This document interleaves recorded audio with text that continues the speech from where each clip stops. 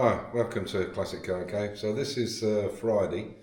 I took the Track Mini up to Max's on Thursday, which the video is about. Unfortunately, I didn't do any filming up there. Max is quite a private person. He doesn't like to be on camera, and he's quite strong about not showing where he is and so on and so forth. I guess for security reasons, whatever. Anyway. He gave me a call this morning, so I obviously took the engine out yesterday afternoon. I took it up around 1 o'clock. He must have taken the engine out yesterday afternoon, and he told me this morning that he'd found the problem. The leak that was on the differential was, on this particular model, there is no gasket for it. It's actually a compound. You need to use like an instant gasket. And he took it off very, very carefully. And when he took it off, he noticed that some of the silicone or the instant gasket had actually not set up. So maybe it was an old tube. He thinks it was possibly an old tube and it's gone off, whatever. He's not sure exactly, but he's pretty sure now he's got it. He's actually put the new oil in it. We haven't run it yet. And what he's going to do now is put the engine back in. He'll put the engine back in. He'll actually do the timing, get the distributor set up better, the timing, and also set up the AFR gauge, the air fuel ratio gauge, and set up the carburetor or the Weber better. And hopefully he'll give me a call Monday or Tuesday latest, and I can go and pick it up, because I need to bring it back here because we need to spanner it up, put the front back on, and get it prepared for the Friday before the Ventilspiel on the Saturday. So that's the situation at the moment, which is good news. He's seen where the problem is. He's seen why it leaked. He's now repaired that. He'll put the engine back in, and hopefully everything will be good.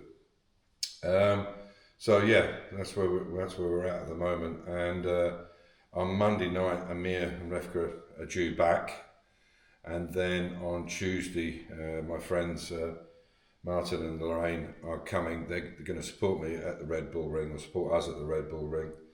And hopefully, fingers crossed, everything's good. Still got some parts I need to get for the XJ6. It's running well now. It's running off the button. There are a couple of issues. I need to sort out how I'm going to work the choke system, and it looks like some of the parts that I need are not that cheap. Unfortunately, when it comes to carburetors and HD8s or SU carburetors, some of the parts can be quite expensive. And unfortunately, I don't have old ones that I can use, so that might be something I have to look into. But I can use it. I can actually use the car. I would have to just open up the choke system to get it running, sort of manually. I'd have to actually lift the bonnet and hold it in position to get it started, and then once it can come off choke, it's warm and it's off choke. But the water, radiator, everything's back in it now, and I just need to really just set it up. So this is the video for Friday. Hopefully Sunday's video will be on the tractor. I'm starting to work on the tractor now, or start work on the tractor, because the front needs doing, and basically the body work for what's on a tractor. That's the wings and the bonnet. So I need to get that all done so that it can be sprayed this trip white, and we can put all the decals on it. So hope you enjoy the video. I've put the exhaust back on, which might seem a bit counterintuitive to pulling the engine out to do the oil leak, but I've got to get it onto the trailer. So as you can see, everything's back on there. That leak is still, as you can see, that's still quite bad. It's got a bit of oil on the ground, but the engine out, not running. So yeah, so hopefully tomorrow I'll take it up and I'll do a little video on it. But it's back together, and I can get it onto the trailer, and we'll see how it goes from there. Hopefully you should just be able to take the manifold off, and I'll explain that when I pull the car down. So like I said, I put the exhaust back together. Obviously I'll be leaving the carbon front bonnet here, and I'll just start it up to make sure it sounds alright.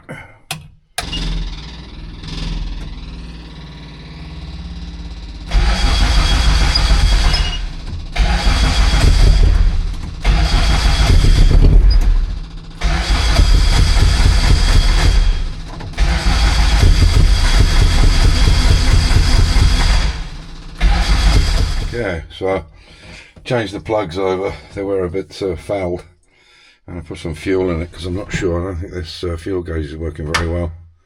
Seems to be pretty dead. And I'll give it a go.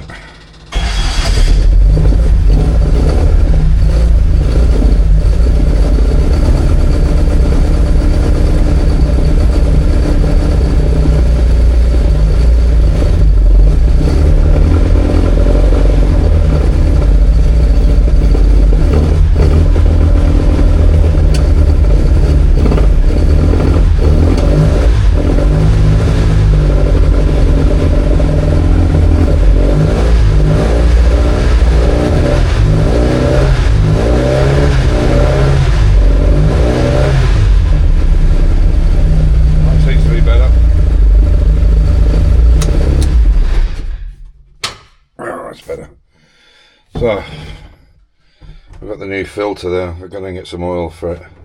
Got the bits to set up, and I'll just cover it up when I put it on the trailer. I don't want to go to the trouble of putting the front on because you've got to take it on and off, so I'll leave it here. I'll just put a cover over the front. So you can see I've got the Mini loaded up. It's a bit of a struggle on my own, but I've got there, so I'm on my way to Max's with it.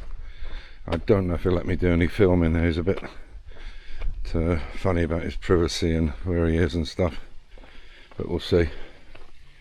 If you don't see any, you'll know why. But there she is. So we'll get on the road up to Graz, which is about 50 k's away. I can only travel at 80 with this trailer because of the weight of it. You have to do an actual driving test for a trailer over 500 kilos here in this country, which I think is a good thing. People that have caravans and can't reverse them, or even small trailers. But this is limited to 80 maximum in Austria legally. Everybody does 100, but it is 100 in Germany top speed, but it's 80 here with this weight. With a single axle it's 100. Anyway, so she's all ready to go and we'll get on our way.